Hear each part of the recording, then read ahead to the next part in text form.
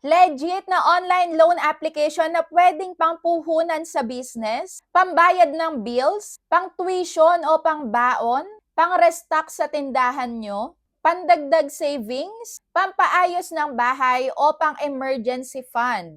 Hindi ko kontakin o aabalahin yung mga inilagay mo as contact references, SEC registered, submitting entity, at hindi lang siya 7 days babayaran. At eto pa, ang pinaka-bonus dito, papautangan ka na nila, bibigyan ka pa nila ng pera. Bibigyan ng pera? Sasabihin ko sa inyo yan kung bakit at kung paano nga ako nakapag-ipon din sa kanila ng ganitong kalaking halaga. Pinapautang na nila tayo bilang borrower. Binibigyan pa nila tayo ng way para mabawasan yung loan natin sa kanila. Napaka-generous na loan application.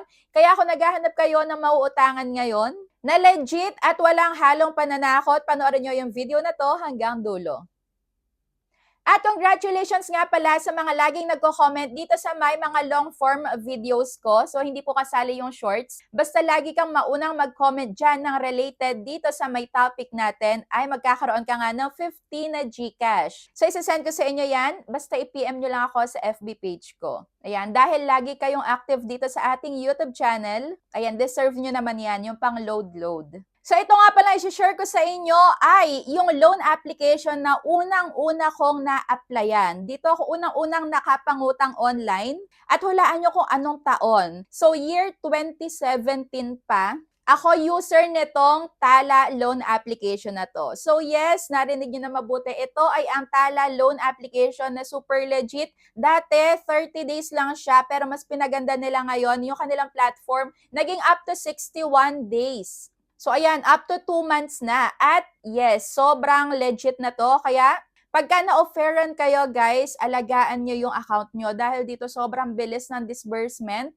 At maayos nga din kausap yung mga agents nila. So dito guys, hindi lang ako laging on time ditong magbayad. Madalas din ako ditong ma-overdue dahil syempre, pagka nagkulang tayo sa budget, tapos dumating yung due date natin, talaga ako nakakapagbayad dito on time. So, maraming tumatawag, pero okay silang kausap. Ayan, tatanungin ka nila kung bakit hindi ka nga daw nakapagbayad at kung kailan ka makakapagbayad.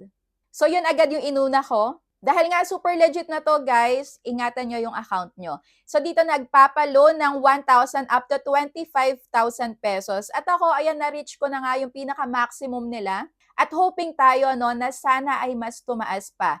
At ang kinagandahan dito, pagka maaga kang nagbayad, mas maliit nga yung madadagdag sa'yo na daily service fee. Dahil kung gano'n mo lang siya katagal ginamit, yun lang yung madadagdag sa inyo na daily service fee. O diba, kaya pagka mas napaaga yung pera nyo, nagkaroon kayo agad ng budget, pag binayaran mo yan agad, hindi siya yung pinaka-exact amount na nakita mo nung nag-apply ka sa kanila yung babayaran mo. So, mas liliit pa yan. Napaka-flexible nga pala na tong bayaran dahil pagka inunti-unti mo din yung pagbabayad mo, mas magaan. Yes, pwede mo siyang bayaran ng paunti-unti hanggang sa ma-fully paid mo na. So, ito ngayong 2026 is still the best recommended. At kung baguhan kayo dito sa mundo ng OLA, ayan yung mga utangan online, dapat ito yung tinatry nyo.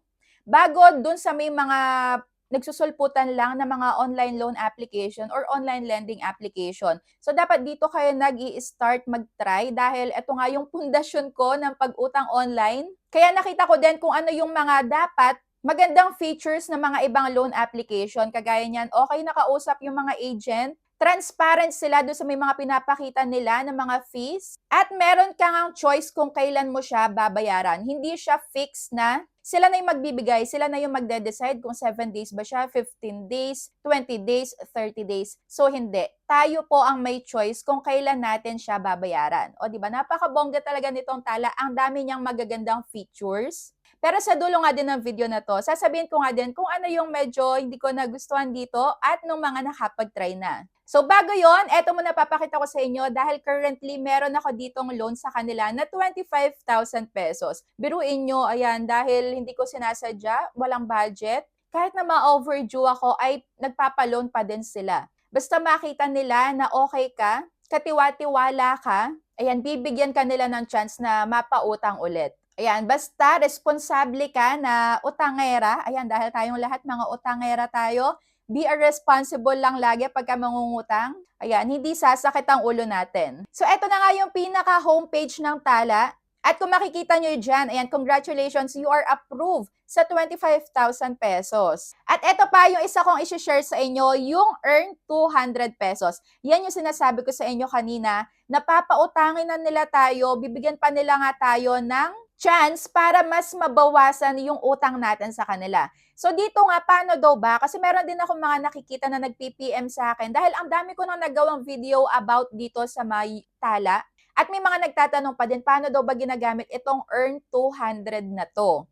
So ayan, lahat kasi tayo na user ay meron tayong mga sariling link kung saan pagka may nagtanong sa atin, nakakilala natin, kaibigan natin, ayan, mangungutang sa atin personally, kung wala naman tayong budget, pwede nating ma-refer itong Tala. So, i-open mo lang yung pinaka-Tala account mo, tapos i-click mo yung earn 200 na yan, and meron ka diyang sariling link. So, kung wala ka pang Tala, ayan, i-download nyo lang dyan sa description box at sa my comment section lalagay ko na.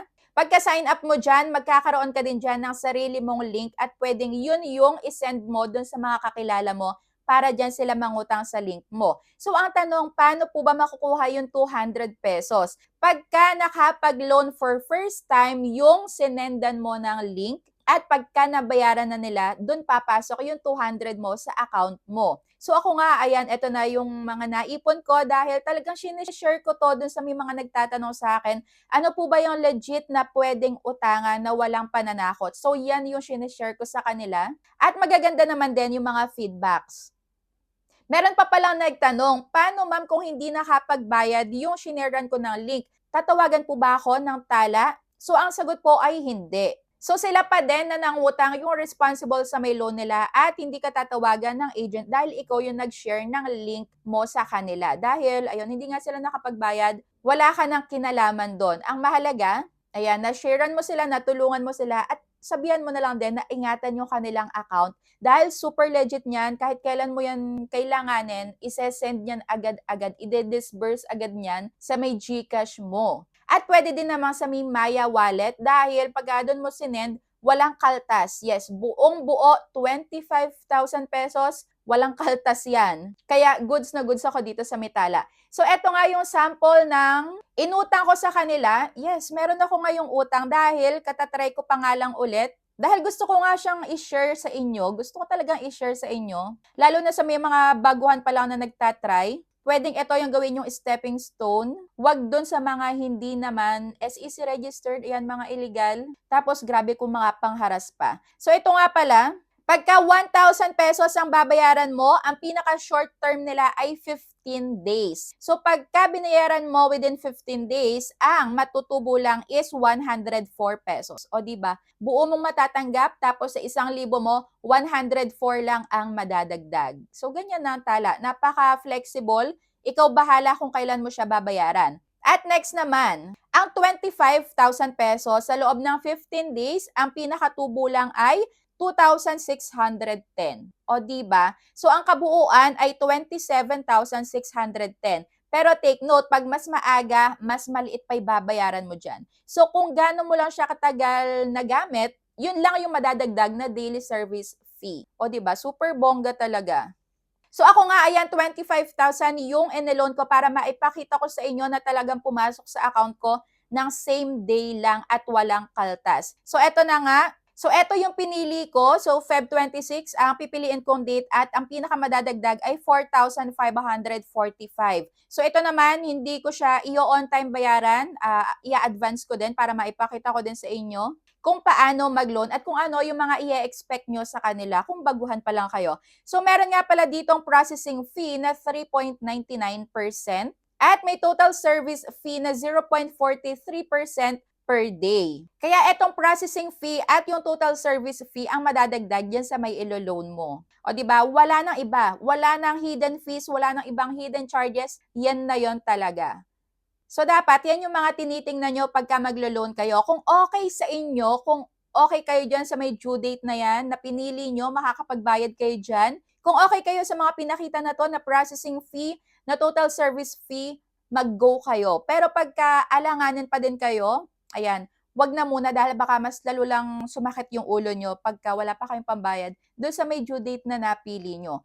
So, ayan lang ang advice ko lagi, be a responsible borrower para hindi sumakit yung ulo natin. So, eto na nga, dahil meron pa pala akong 600 pesos dahil dun sa may referral, mababawas to ngayon dito sa may ilo-loan ko sa kanila. So, ganun gumagana yung referral bonus nila o referral reward. Pagka meron kang na kuhang reward galing sa ibang tao, ibabawas nila yon doon sa existing na loan mo sa kanila. O diba? Super nice. So, ang pinaka-effective interest rate nila per month ay 14.86% per month. So, okay na din kaysa sa may ibang loan application na 15% and above ang kanilang per month. So, dito pala ang late fee. Siyempre, kailangan i-share din natin ang late fee. Meron ditong 5% ng outstanding balance mo kapag hindi pa din nabayaran sa loob ng 61 days. Ayan, after disbursement. At pagka goods na talaga kayo, so ito yung sinasabi ko sa inyo, pagka Maya, 0 ang transfer fee. So, yan yung ginagamit ko.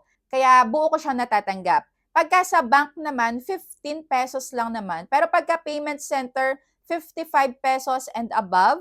Pagka sa e-wallet, pwedeng 0 to 15 pesos. So, ayun, ako laging Maya yung ginagamit ko at okay na okay naman ako doon. So, i-confirm nyo lang. Tapos, ayan, money is being sent to Maya. Napakabilis, di ba? So, minuto lang, pasok na agad dito sa may Maya account ko. Mag-i-email nga din pala sila sa inyo pagka na-send na nila yung pera. At yung isa pa pala na nababasa ko nga online, ayan, pare-parehas lang din yung mga nababasa ko dahil naghahanap nga din ako kung ano yung positive ba o negative na na-experience ng iba is pagka nag-super advance ka doon ng pagbabayad sa kanila, may dalawang ang mangyayari.